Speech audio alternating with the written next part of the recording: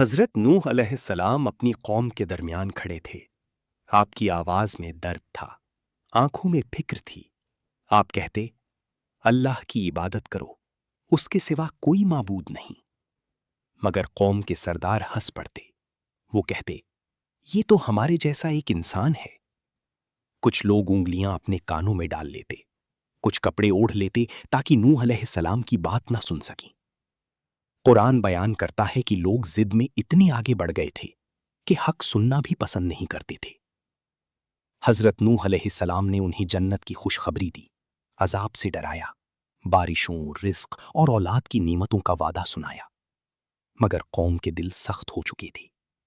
وقت گزرتا گیا، سال دہائیوں میں بدل گئے اور دہائیاں صدیوں میں، لیکن ایمان لانے والوں کی تعداد بہت کم رہی۔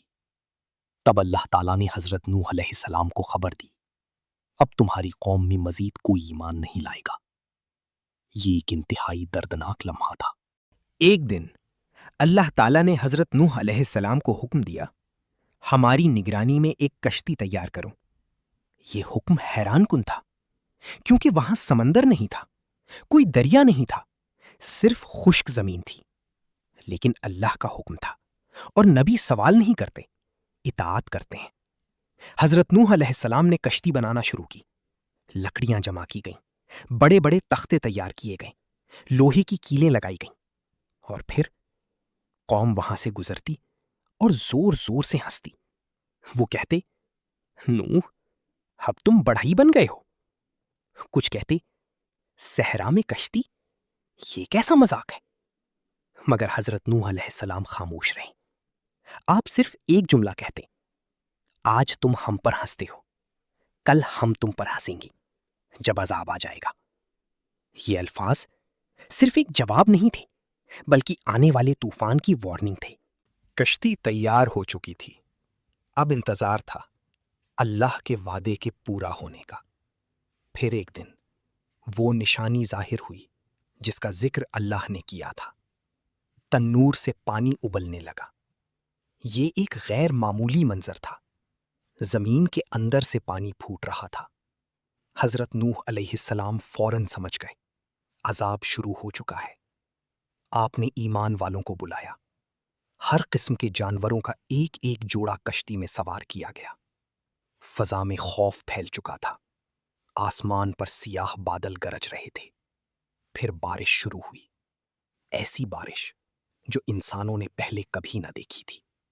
قرآن کہتا ہے، ہم نے آسمان کے دروازے کھول دیے، پانی مسلسل برستا رہا، زمین سے چشمے پھوٹ پڑے، ندی نالے سمندر بن گئے، اور پھر پانی بلند ہونا شروع ہوا، گھر ڈوب گئے، درخت غائب ہو گئے، پہاڑوں کے دامن پانی میں چھپنے لگے۔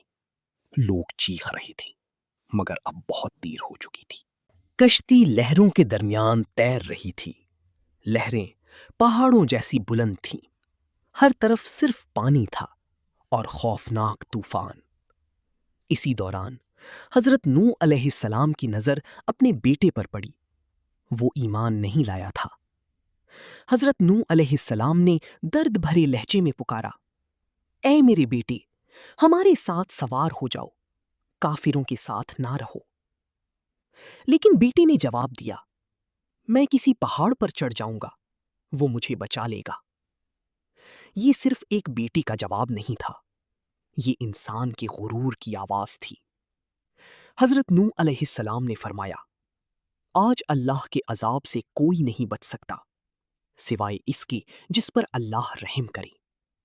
اور پھر ایک بڑی لہر آئی، باپ اور بیٹے کے درمیان دیوار بن گئی، اور نوح علیہ السلام کا بیٹا پانی میں ٹوٹ گیا۔